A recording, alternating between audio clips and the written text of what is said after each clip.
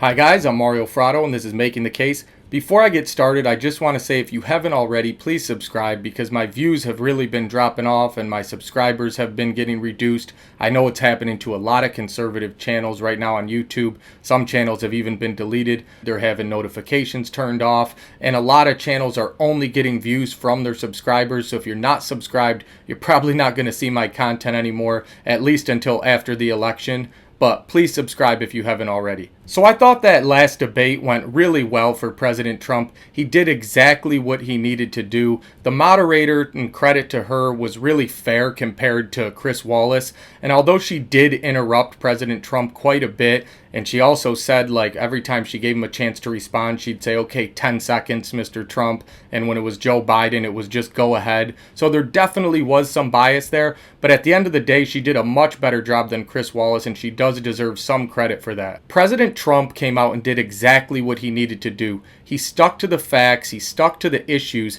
and he gave voters a reason to vote for him if they've been hesitant up to this point. I think he had been having trouble with suburban women, and I think he really helped himself with them during that debate. He showed that his policies are better for the country, and he actually looked more presidential than Joe Biden. That had been a big knock on him by some of his critics, that how he carried himself and how he acted during the first debate, and I think he really made up for that in this debate, and he did a much better job than people were expecting. Joe Biden, on the other hand, really underperformed his first debate performance. I think he really started to fade out towards the last half hour of the debate, and he made himself look bad in a couple spots. One of my favorite points during the debate was when President Trump was attacking Joe Biden on the '94 crime bill, and he was asking Joe why he didn't fix it because he had 8 years as vice president to do something about it, and Joe really couldn't come up with an answer. And then right at the end, he almost looked like a dog who was expecting a treat or something after he did a trick.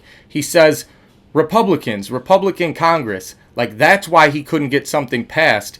And President Trump said to him, rightly so, you need to convince them, Joe, because President Trump knows he got his criminal justice reform through to fix the problems from the '94 crime bill with a Democratic Congress. So it was really a poor answer from Joe, and he really put his foot in his mouth there.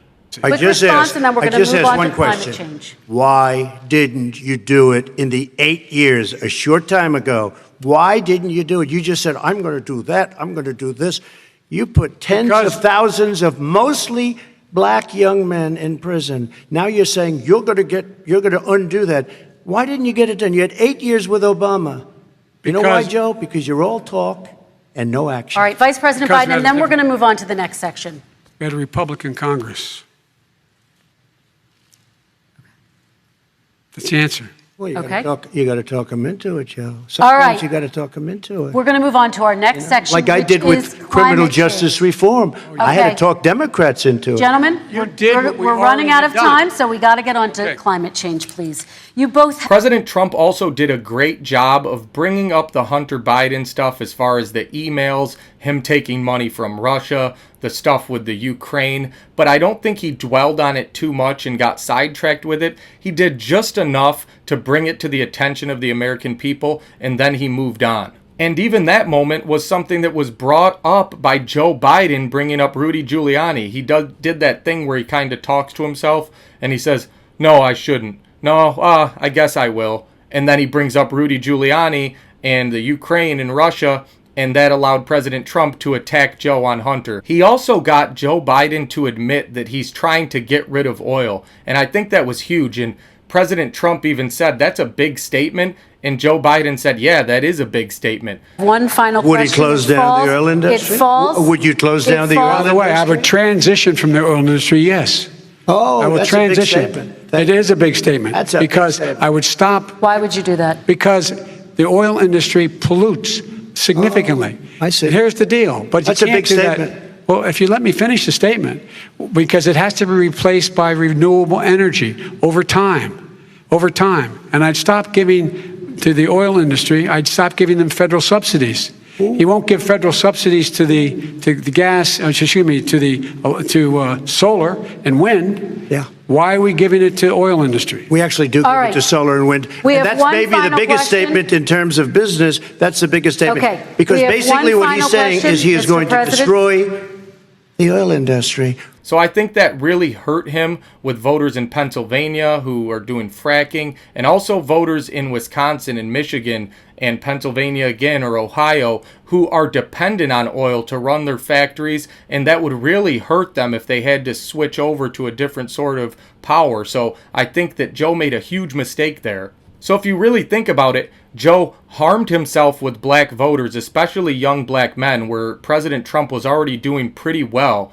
And he also harmed himself with voters in Pennsylvania, which he really didn't need to do. President Trump helped himself with those voters. It's clear he supports fracking. And I think Joe hurt himself with liberal voters because he was so adamantly trying to deny that he was against fracking. And President Trump said he's going to play the tape, and he ended up doing that. So Joe really hurt himself with the left by not looking green enough for them. And if you needed any more evidence that the debate wasn't going well for Joe Biden, I think he looked at his watch like 3 times during the debate, especially towards the end. He definitely wanted to get off that stage and get the debate over with. President Trump even got Joe Biden to admit that he wanted amnesty for over 11 million illegal aliens, which was also something huge. So I think that really motivates President Trump's base to get out there and vote against Joe Biden. Again, overall, President Trump stuck to the facts. He looked presidential. He won on basically every issue. He dabbled in the Hunter Biden stuff just enough to get his point across, and I think he came away from that debate the clear victor. And if you need any more proof of that, look how the election is shifting since the debate. Trafalgar has come out with some polls after the debate, and it shows President Trump with leads in Wisconsin, Michigan, Arizona. He's already the betting favorite in Florida and North Carolina now. Now, if he wins those states, he would win the presidency. Or he could lose Michigan and Wisconsin and then win Pennsylvania and still win the presidency. So things seem to be going President Trump's way, and I think Joe Biden's going to have to get out of that basement. I think today he already called another lid on his campaign at 11 o'clock this morning. The actual voting numbers also seem to be going President Trump's way. In Florida, it looks like he's really cut the leads that the Democrats had in early voting. Also, when you look at campaign donations in swing counties in Michigan and Ohio and Wisconsin, they all seem to be trending towards President Trump. Now, we don't know how that's going to translate into votes, but it definitely seems to be telling at this point. So with the polls and the betting odds tightening right now, it looks like President Trump is peaking at just the right time. However, there are still 9 days to go, and the way this election cycle's been going, anything could happen from now till then. But if things do seem to stay the same, it looks like President Trump is on his way to re-election. If you guys like this t-shirt with Get Ready November 3rd with Donald Trump coming out of the box here, my buddy designs these. He sketches these shirts out. Go to freedomsketch.com, and if you put in my last name, Frado, you'll get 10% off. I'd really appreciate if you guys help him out. And don't forget to like, share, subscribe, and stay tuned for more. Thanks, guys.